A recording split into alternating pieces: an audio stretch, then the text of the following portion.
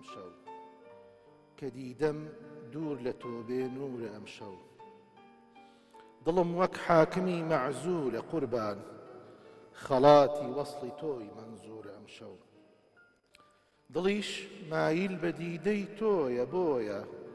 لە من وەحشی و ڕەمیدە و دوورە ئەمشەو کە تۆی شای کەچک و لاهیدی دەمەستان چ باکەم قەیسەر و فەغفورە ئەمشەو لە خەو هەڵساوەیە ئاڵۆزە چاوە هەمیشە وایە یا مەخمورە ئەمشەو سروشکم نەقشی چاوی تۆ ئەکێشێ کە جێم سەردارەکەی مەنسوورە ئەمشەو موسڵمانان دەپرسن حاڵی نالی لە کونجی بێکەسی مەهجورە ئەمشەو.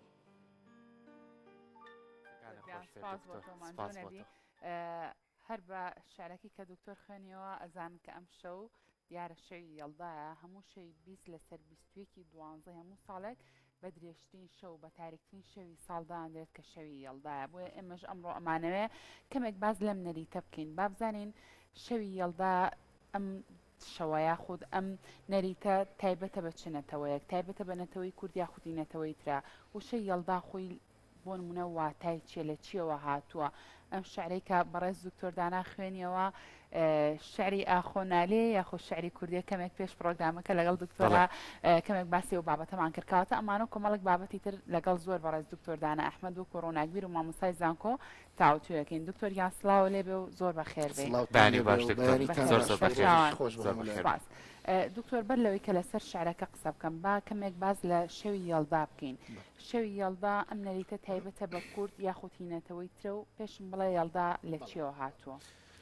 سوپاسانەکەم وشەی یەڵدا وشەیەکی سووریانیە بە معنای ویلادەتێ یعنی لەدایک بووندێ ئەم کەلیمەی ویلادەتە لەدایک بوونە بە دوو ئاراستە ڕاوەکراوە ئاراستەی یەکەم ئاراستەی لەدایکبوونی شەوی لەدایکبوونی حەزرەتی عیسایە دوودی خوای لەبێ و ئاراستەی دووهەم ئەوەیە کە شەوی لەدایکبوونەوەی خۆرە ڕۆژە ئەم نەریتەی دووهەمیان با بڵێ مەسەلەی لەدایکبوونەوەی ڕۆژ بیرمان نەچێکە ئێمە لەو ئاینانەی یەک بە دوایەکانەی کە لە ناو شەرقا بە تایبەتی لە ناو میلەتە ئێرانیەکانە کە باو بووە ڕۆژ گرنگیەکی گەورەی هەیە وە سەرچاوی ژیانە بۆیە لەدایک بوونەوەی ڕۆژیا ئەوەی پێ ئەوتێ شۆڕشی ڕۆژ شۆڕشی ڕۆژ ئەم بڵین ئەو شەوەیە کە پێ ئەوتێ شەوی یەڵدا چونکە لە فترەی بڵین لە هاوینەوە کە دەست پێ ئەکا هەتانی هەیەتی پاییس ڕۆژ بڵین بەرەو باشووری ڕۆژ هەڵا دەڕوا هەتا ئەگاتە ئاخر خاڵی خۆی باڵین ئاخر خاڵی ئەوەیە کە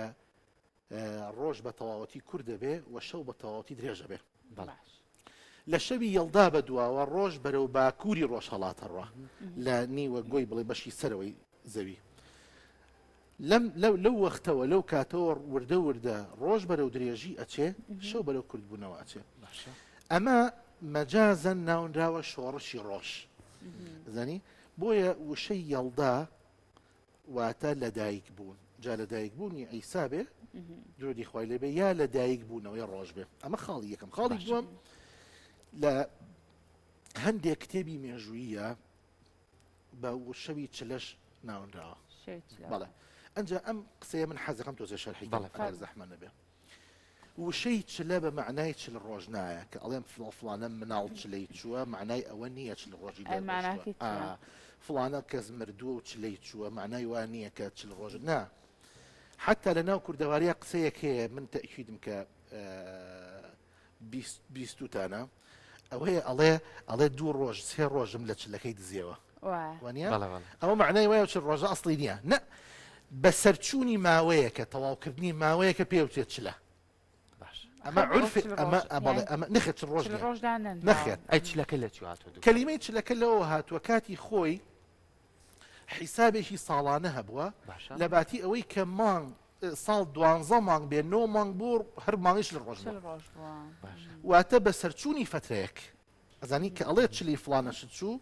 ڕەنگە 200 ڕۆژیش بێ بەڵام ئەڵێ چلەی چووە بۆ یعنی فترەکەی کۆتا ماوەی کۆتایی بێتەوە ئەوەیە باش ئەمە شەی یەڵداکە ئەمە شەی یەڵداکە هین چینەتەوەیە کە پرسیارەکە ئەنجا بێمە سەر ئەوەی کە ئەمە نەریتێکی میلەتە ئێرانەکانە میلەتە ئێرانەکان بیرمان نەچێ ئێمە زوربەی زۆری ئەو میلەتانەی کە لە شەرقا ژیاون لە هەندێکانە و لە پاکستانەکانەوە حتا لە کوردی خۆمانەوە ئەمانە پیانەوتێ میلەتە ئێرانەکان ئەمە فارز نینە گەتان لێبێ هەمووی فارز نین بۆ نمونە کە ئەوتێ زمانی کوردی سەر بە زمانە ئێرانەکانە زمانی فارسی سەر بە زمانە ئێرانەکانە ئەمە معنای وانە ئەمانە فارسن نا ئەمە معنای وایە بەڵێن ناوچەیەکی دیموگرافی هەیە پێی وتراوە ناوچە ئێرانەکان ئەم نەریتەنین نەریتێکی ئەو میلەتانەیە کە پیانەوتێ میلەتە ئێرانەکان لە شەوی یەڵدایە چیان کردووە پێش هەموو شتێ ئەوەی عرف بووە کە خواردن خوراوە شووتی خوراوە هەنار خوراوە پرتەقاڵ خوراوە و هەندێک میوەی تر مۆز خوراوە عرض دەکەم چۆن ئەمە بۆچی خوراوە ینی ئەمە خاڵی یەکەم خاڵی دووهەم دیوانی شیرازی خوێنراوەتەوە حافزی شیرازی وە شەرح کراوە خاڵی سێهەم خوێنراوەشێتەوە شەرحش کراوە بەڵێ ئێستا شتی کەژماوە پەلەمەکەم خاڵی سێهەم شانامەی فیردەوسی خوێنراوەتەوە شەرح کراوە ئەمە بۆ کاتی خۆی تەلەڤیزیۆن و رادیۆ ئەوە نەبوو خۆتان نەزانن لەبەرەوە شەوی ئاوایان بە فرسەت زانیوە کە کۆبوونەتەوە و بەکو نەریتێکە ڕیش سپەکانیان دانیشتون و ئەم کتێبانیان شەرح کردووە بۆ چونکە لە ناو ئەم کتێبانەیە حکمەتی تایە بزیندووکردنەوەی عقڵی تایە نەریتی جوانی تایە عرف و عادەتی بڵێن بەهای بەرزی تایە ئەمانە زیندوو کراونەتەوە و جارێکی تر دراونەتەوە بەگوێی هەر ڕیش سپێ و دایەتی و بەگوێی نەوەکانی خۆیان بۆچی شت خوراوە بۆی کە ئینسان نەخەوێ چونکە چاوەڕێیان کردووە تا بەیانی خۆر هەڵیەت کە خۆر هەڵهاو لەو دقیقەیەوە ئەنجا خۆر لە دایکەوەی چاوەڕێی لە دایک بوونەوەی ڕۆژیان کردو جارێکی تر حکمەتی شت خواردنەکە حتا چەرەس خواردن حکمەتی چەرەس خواردن یەکێ لە حکمەتەکانی ئەوەیە کە ئینسان نەخەوێ بۆچی نەخەوێ بۆ ئەوەی کە چاوەڕێی ئەو مناڵە بکاکە لە دایکە بێ بۆی شەوارە بگرێ بۆ ئەو ڕۆژەی کە جارێکی تر لە دایکە بێتەوە چکۆکو وتمانە شێک لە معناکان بریتێ لە دایک بوونەوەی ڕۆژ ڕاستە ئەمە خاڵی یەکەم خاڵی دووەم ئەمەوێ قسەیەک هەیە ئەوە بکەم ئەگەر زوو نەڵێن تەواوە بێ باشە کە ئەگەڕین بەناو ئەدەبیاتە و بەناو مێژووی تەسەووفە ئێمە تەفسیرێکی زۆر سەیر بۆ شەوە دۆزینەوە حتا ئەم تەفسیرە لە دوای قۆناغی کلاسیکیەت کە ئەچینە فترەی ڕۆمانسیەتەوە لای ڕۆمانسیەکانیش جارێکی کە تەفسیرێکی زۆر جوانی هەیە کە تەفسیری متەسەویفەکان لەگەڵ تەفسیری ڕۆمانسیەکان ئەدەینەوە لە یەک ئەنجاتی ئەگەر حکمەتی شەو چییە باسی شەوەکەم مەحوی ئەڵێ هەر کەسێ طالب بە دوڕی مەعریفەت کۆکردنە پڕ لە دوڕ دەریایەکی بێ مەهلەکەی خنکانە شەو گەر فیراق ئاگر هەموو ڕۆژێ لە جەرگی بەرنەدا بۆ هەموو شەو تیرە دڵ سینەی زوو خاڵستانە شەو دەتۆ جۆم بۆ بگرە لای متەسەوفەکان شەو ڕۆژ شەو ئاسۆی بینینی ئینسان کەمە بێتەوە لەبەرەوە احتیمالی بینینی هەموو شتێکەکە تۆ تەماشاکە ئێمە ئێستا چونکە ڕووناکە من نەزانم ئەوە شووتیە و ئەوە چەرەسە و ئەمە مێزە و ئەوە جەنابتی وەنیە باشە بەینەما ئەگەر شەو بێ کەس نابینێ لەبەرەوە من احتیمالی ئەوە دەنم ئەم چواردۆری من هەموو شتێکی لێبێ ئەزانی لەبەرەوە شەو ئاسۆی بینینی ئینسان فراوانەکە و خەیاڵی ئینسان فراوانەکە ئەمە یەک دوو لە هەمان کاتا مەحوی ئەڵێ ئەوەی کە ئەوێ مەعریفەت کۆ بکاتەوە با ڕوو بکاتە شەو بۆ چونکە شەو ئەو دەریایەیە کە تێی ئەکەوی ناخینچەی چونکە ئاوی تیا نییە دوڕ و گەوهەری تایە ئینسانە ناو دوڕ و گەوهرە خینچێ ناخینچێ لەبەرەوە ئەڵێ پڕ لە دوڕ دەریایەکی پڕ دەریایەکی بێمەهلەکەی خنکانە شەو ئەڵێت مەهلەکەت و لە ناوچوونیتیان نییە تەنها دوڕ و گەوهەری تایە شەو لەبەرەوە ئەوەی کە تاالب بە دوڕی مەعریفەت کۆکردنە باڕووکاتەشەو دیقەت بە باش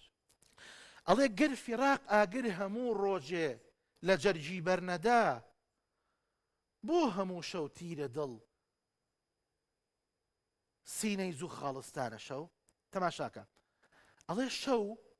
شەو ڕۆژ عاشقە باشە ڕۆژ عاشق بە دوای چی ئاگەڕێ بە دوای معشوق ئاگەڕێ مەحوی خۆی شوبهانەوە بە ڕۆژەوە ئەڵێ چۆن ڕۆژ بە دوای معشوق ئاگەڕێ منیش بە دوای معشوق ئاگەڕێم باشە زەیمە تەسەوفە باش ئەم بە دوای معشوق ئاگەڕێ ڕۆژی بە دوای معشوق ئاگەڕێ نهایەتی ڕۆژ چییە ئەڵێ جەرجی ئەسووتێ ئەبێ بە زوو خاڵستان ئەڵێ بۆیە منیش جەرگم سوتاوە دڵم سوتاوە تەشبیهی خۆیەکە بە ڕۆژەوە ئەڵێ ڕۆژ بە دوای معشوق ئاگەڕێ ئیکە نایدۆزێتەوە خۆی تەسەوفەوەی مهمە نابێ پێی بگەی نابێ معشوقەکە بگەی باشە عەرزەکەم بەڵێ ئەڵێ ئەو پێی ناگا بۆیە بێ بە زوو خاڵستان ئێمنیش پێی نەگەیشتم کەواتە دڵ نابێ بە زوو خاڵ دەست خۆش بەڵێ سپاس زۆر بە وردی تۆ لەسەر بابەتەکان قسەت کرد بەڵام لەم شەوەیە بە دەر لەم نەریتانە دەر لەم عرفانەی کە هەیە لەلایەنکی کەوە ئەتیبان و شاعیران ڕۆڵیان هەبووە بۆ نمونە زۆربەی شاعیرەکانە و لە کۆنا کە بەڕێزت خۆ زۆر بە وردی کار لەسەروا ناکەی لەم شەوەیە شعریان نووتووە شعریان نووسیەوە یاخود هەندێک شتی کە خوێنراوەتەوە یەکەم دەستپێکی پرۆگرامەکەمان شعرەکە خوێندەوە هاوکارم لانەوتی ئەم شعرە کوردیە ئەوە ڕاستە لە هەندێک شت بۆی پشتڕاستکێتەوە ئەم شعرانە کە نووسراوە بۆ ئەم شەوە لەم شەوەیە ئەم ئەدەبیاتە چی تایبەتمەندیشی بیرم چشتێکی خۆشتان پێ بڵێم لەم شەوانەیە لەم شەوەیە کتێبگرتنەوە ژەکرێ کتێبگرتنەوە مەسەرەن ئەم دیوانەی حافظ دراوەتە دەست گەنجێک ئەڵێ بە ئارەزوی خۆت بیکەرەوە کە ئەیکاتەوە لاپەڕەیەک دەرەچێ مثلا شعرێکی حافظ دەرەچێت تەفسیری ئەو شعرە چی بێ ئەمە تاڵعی تۆ بێ بە مستەقبل ئەمەش کراوە کاکە ئەم شعرە ڕاستەکە خاتوون لە دیوانی نالیایە شەوی یەڵدا لە دیوانی نالیایە بەڵام ئەم با بڵین ئەم تەفعیلانەی کە بەکاری هێناوە تەفعیلی نالی نین لەبەر ئەوە ئەم شعرە کە ئەگەڕین بەناو شاعیرانی ترە ئەگەینە ئەوەی کە هی کوردیە چونکە تەفعیلەی بەکارهێنراوی ناو قەسیدەکە تەفعیلەی کوردیەهی نالینیە ئەمە یەک دوو هەندێک فکرەی تایە حەزەکەم باسی کەم ئەگەر ئەگەر ئەوە ناو قسەمان بە دکتۆر بڕێ و تومانەکە شانسم نییە لەوە لە ئەمڕۆی شەڵا شانسە بێت سپاس دەکەم طبعا بدایەتی ئەم قەسیدەیە بەوە دەست پێکە ئەڵێ شەوی یەڵدایە دەیجوورە ئەم شەو وشەی یەڵداکەمان شی کردەوە دەیجوور یعنی تاریک باش دەیجوور ئەو شەوەیە کە چاو نابینێ باش شەوی یەڵدا بۆ شێوازەیە تاریکترین و درێژترین شەو یعنی تاریک نابێ معنای درێژترین شەویە درێژترین شەویە بەڵام دەیجوور یعنی تاریک کە دیدەم دوور لە تۆ بێنورە ئەم شەو ئینسان بگاتە ئەو ئاستەی کە ئەوەندە معشوقەکەی خۆی خۆش بوێ کە تەنانەت باسی تاریکی ژەکاڵێ دوور لە تۆ یعنی ئەڵێ چاوی من نوری تیانە ماوە ئەزانی بۆ چکە تۆی لێنیت دڵم وەک حاکمی مەعزوو لە قوربان ئەو کەسەی کە حاکمە فەرمانڕەوایە کە لایە بەن لەسەر کورسیەکەی هەر لە چاو لە ڕێی ئەوەیە کە بانگی کەنەوە و خەڵاتی بکەنەوە بیخەنەوە سەر کورسێکی خەڵاتی وەصلی تۆی منزورە ئەم شەو ئەڵێ منیش وەک ئەو حاکمەوە کە تۆ منت دەرکرد و دڵشکانم چاوەڕێ ئەوەم بانگم بکەیتەوە و خەڵاتم بکەیتەوە و بگەمەوە بە تۆ جارێکی تر دڵم وەک حاکمی مەعزولەوەی لە کارخراوە دڵم وەک حاکمی مەعزولە قوربان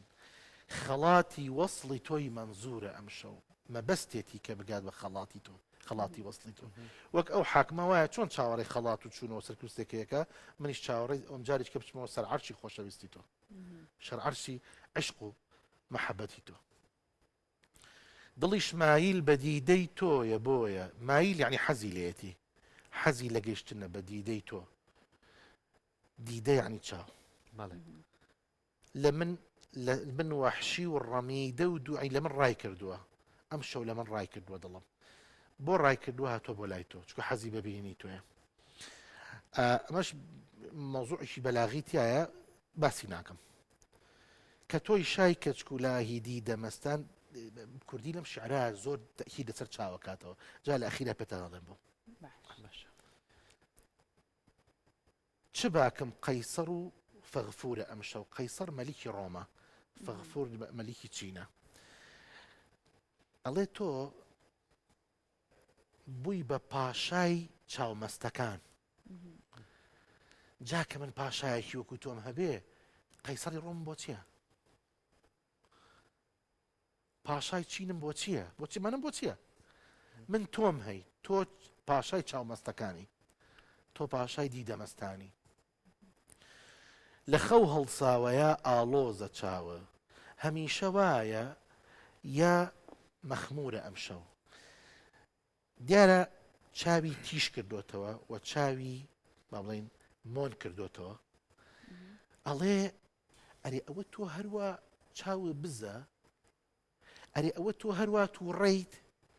ئەرێ ئەوە تۆ هەر قەناعەت بەوە هەیە هەر دڵی من بشکێنی یەک لەسەر یەک یان مەخموریت یان سەرخۆشی یان خەوبەری ناوی یان هێشتا خەواڵووی یان هێشتا پاشماوەی ئەو شەوە تیاماوە کە بە خەیاڵی منەوە نووسیت کامیانە ئایا واق وەڕماوە کە تەماشامەکەی یا تووڕێی لێم کام ئاراستەیەیانە سروشکم نەقشی چاوی تۆ ئەکێشێ کە جێگەم سەردارەکەی منسوورە ئەم شەو تەماشاکە طبعا لێرە تەشبیهێکی زۆر زۆر زۆر جوانەکە ئەڵێ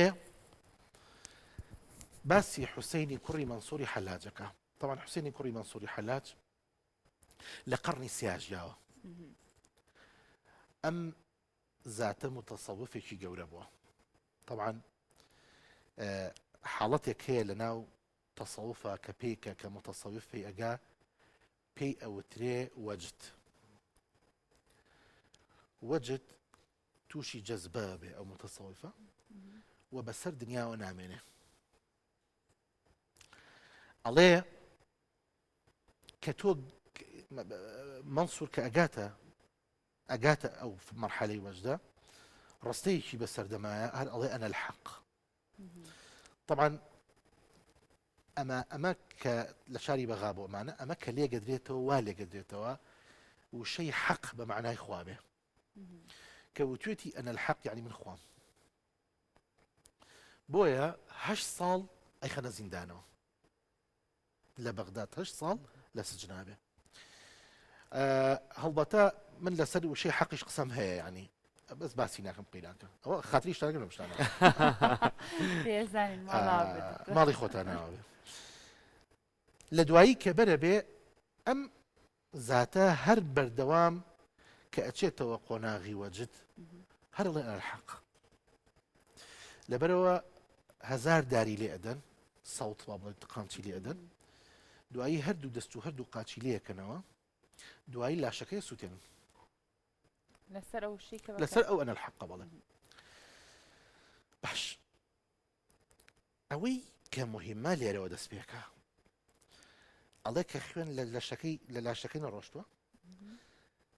خوێنەکە جۆگەلەی واگرتووە لەسەر شێوەی ئەنە الحەق نووسراوە بە خوێنەکەی جۆگەلەی خوێنەکە کە بە ئەرزەکە ڕۆشتووە وا ڕۆشتووە بەو شێوەیە کە کرد تەماشای بکەی لە ئەرزەکە نووسراوە ئەنە الحەق دەگوێ لە تەشبیهەکەی ئەمیش بگرە ئەڵێ سروشکم نەقشی چاوی تۆ ئەکێشێ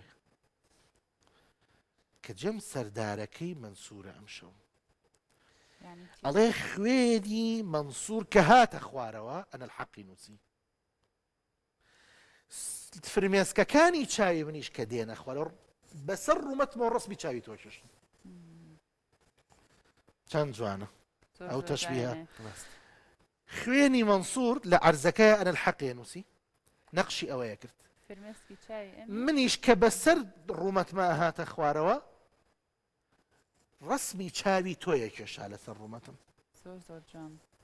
کە جێم سەردارەکەی مەنسوورە باشە نیهایەتی مەنسوور چی بوو نەیان سووتان نەیان کوشت ئەڵێ منیش لە پێناوی تۆیە جێگەی منیش وەک جێگەی مەنسوور وایە چۆن ئەویان لە ناوبرمی ژەناوەچ لەسەر تۆ باشە کاکە دکتۆر ئەتوانین بڵین ئەدیبان و شاعیران بە شێوازێکی گشتی گرنگیکی زۆر زۆریان ناوە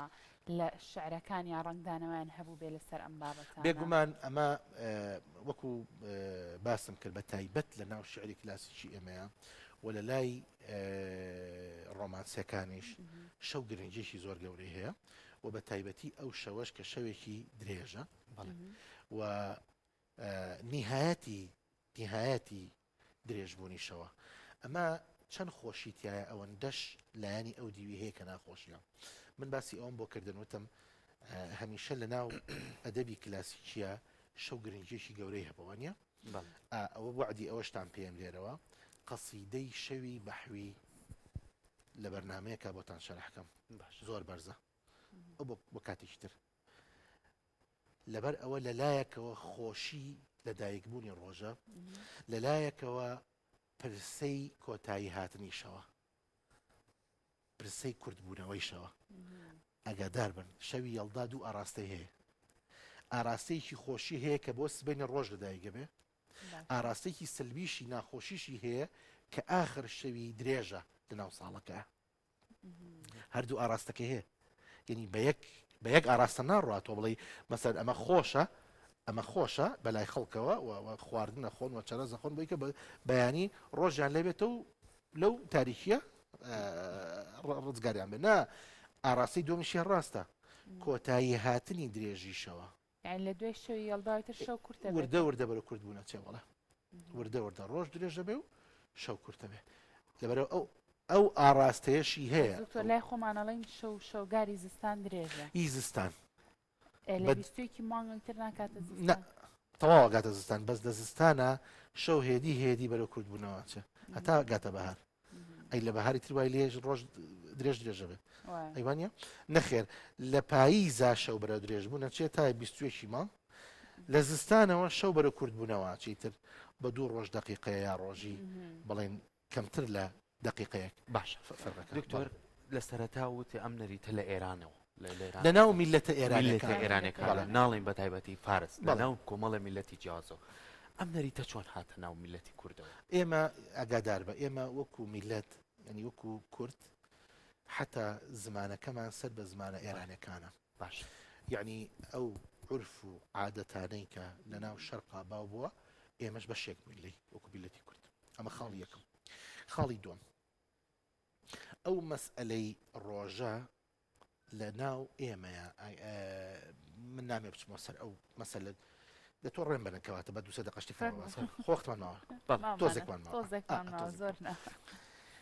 ئێمە کە ئەگەڕینەوە بۆ زۆر دوور مێژووی زۆر کۆنی خۆمان مێترائەکانمان هەیە مێترائەکان باشە مێترائەکان کێن مێترائەکان کێن مێترائەکان با و باپیری ئێمەن و با و باپیر و ئەسڵ و فەسڵی زوربەی زۆری میلەتانی شەرقشن باشە لە لای مێترائەکان هەموو شتێک دوو ئاراستە بووە دوو ئاراستە ئاراستەیەکی ئیجابی ئاراستەیەکی سەلبی ئاراستەیەکی باش ئاراستەیەکی خراپ هەموو شتێک هەموو قسەیەکە بەشەر نایکە هەردوو ئاراستەکان لێوەرگرتووە ئەی طب ئێوە بیرتان نەماوە من لە بەرنامەی باسی ئەوم بۆ کردن کە حتا قسەی کوردی کە ئەیبینەوە سەر ئەو ئەسڵ و فەسڵە باش و خراپی تایە زۆر عیبە ئێستا من گوێم لەوا بێ ئەڵێ بابەیەکەوە گوێ بیستی گۆرانیەک بی گوێ بیست زانی چییە؟ ئەنی ئاوا گوێ بگرێ بڵێ ها گوێ لەوە بگرە گوێمان لە گۆرانی طبعا لە گوێمان لێ بێ چەند جوانە کوردەڵێ وانە گوێ بیستن ئاهورە مازدا و ئەهریمەنە ئەهریمەن شەیتانەکەیە کە گوێ بیسترا گوێ لێبوون ئاهورە مازداکەیە ینی لایەنە ئیجابەکەیەتی هەموو شتێک هەموو کەلیمەیەک هەموو تەسەڕفێک هەموو مامەڵەیەکی ئینسان لایەنە ئیجابەکە و لایەنە سەلبەکەیتیە بەڵێ کە ئەگەڕینەوە بۆ ئەو سەردەمە حتا بە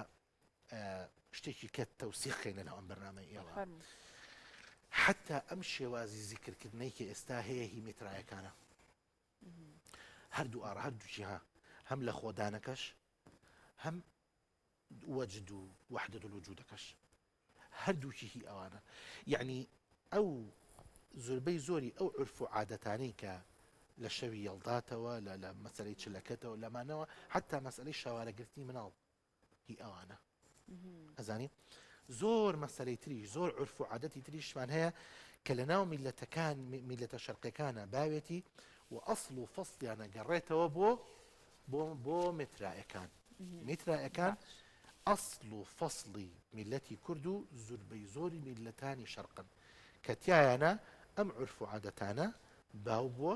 یەشێک لەو عرف و عادەتە جوانانە کە هەیەیان بۆ مەسئلەی شەوی هەڵدایە کە من تەمەنە یعنی ببورن ئەو قسە کوردیش بە ئەوەش چاکەینەوە کورد دەڵێت تەمەنای ئەوەکەم ئەزانی تەمەنایەکەم یعنی چی یعنی ئەمێنێتە دی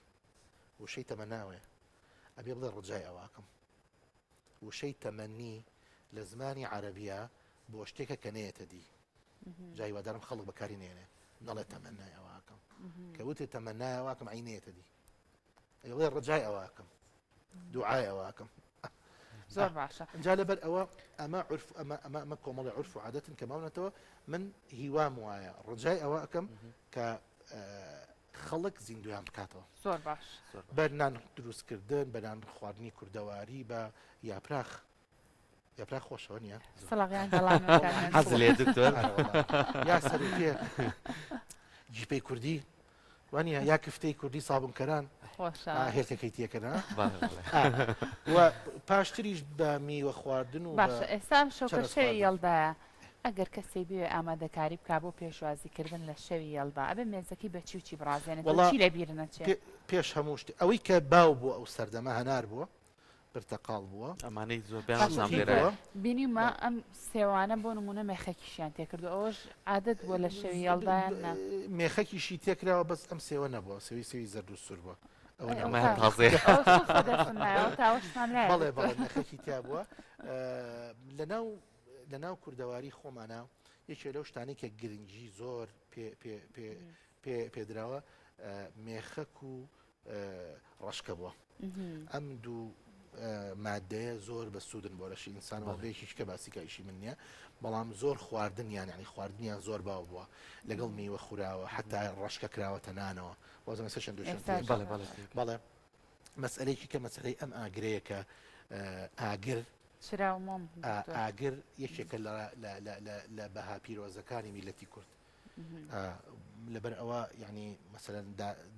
داگیرستانی مۆمە حتا حەز دەکەم شتێکی کەتان پێ بڵێ مەحوی لەو شیعرا باز لەوەکە نەڵێم مەجانێ بۆتان باسکەم بە زوو عەد بێ لە بەرنامەیەکە قەسیدەکەتان بۆ شتێکەمەوە یەکی دیێڕی جوانترە هەموو دیێڕێکی کتێبێکە مەحوی باز دەوا کەڵێ دیقەت بە شەو چەند پیرۆزە ئەڵێ تۆ تەماشاکە بەرات بەشەوە میعراج بەشەوە یەڵداش بەشەوە هیچی ڕۆژیتیان نیە نەخێر ئەڵێ لەبەر ئەوە بزانە شەو چەند پیرۆزی خۆی هەیە فترەی سکوونی ئینسانە فترەی ئارامبوونەوەی ئینسانە یعنی تۆ ئەگەر کێشەیەکی شت هەبێ شەو ئەوەندەی کە دائنیشی ئەوەندە بە پێوە ناوی ئەوەندە حرەکەت ناکەی کەمترین شەڕ شەوا بێ زۆر هێم نەبێتەوە ئینسانوانە چونکە ئەو ئاراستە کەونیە ئەو ئاراستەی کە لە سەر زەوی و لە بوونەوەرایە تۆ بەرەو ئەوە ئەباکە هێ من بیتەوە کە هێوە بیتەوە کە لەسەر خۆبی وانە لەبەر ئەوە من هیوام وایە کە ئێمە و ئەم جیلەش ئەم عورفە جوانە زیندووکەنەوە و وەکو شەوی بەراتی لێ بکەن وەکو شەوێکی پیرۆزی وای لێ بکەن کە تایبەتە بە میلەتی کورد زۆر باشە دەستەکانە دەستخۆش زۆر بە جوانی ئێمە کەمترین پرسیارمان چونکە خۆت بە باشی هەموویشی دەستەکانە خۆش بە دووبارە ماندوومان کردی دکتۆر لە کێشەکانم ئەوەیە کە لە بەرنامەی کێش باسم کرد کە ئەکەومە ناو شعری کلاسیشی کوردیەوەی تر دەوروبەری خۆم بیرەچێتەوە زیاد لەوەش بە پێتان بڵێم کامێرەم بیرەچێتەوە شاشەم هەموو شتێکم بیرەچێتەوە چونکە یەک شت هەیە حەزەکەم پێتان بڵێ عەفوکەن ناوکەم بە قەناعەتی من یعنی ئەدەبی کلاسیکی کوردی ئێمە وەکو میلەتی کورد و بە تایبەتری ژنالی ئەڵێم زۆر بە تایبەتر نالی ئەو دنیاەیە کە ئەگەر ئینسان لەگەڵی بژی بۆ یەک سات لەگەڵ نالی بژی لەگەڵ ئەدەبی کلاسیکی کوردی بژی هەرگیز ناتوانانی بەس قوڵی تۆتیایەوەتی بگی هەرگیز ناتوانانی هەتا مردن لی جیاب بیتەوە ینی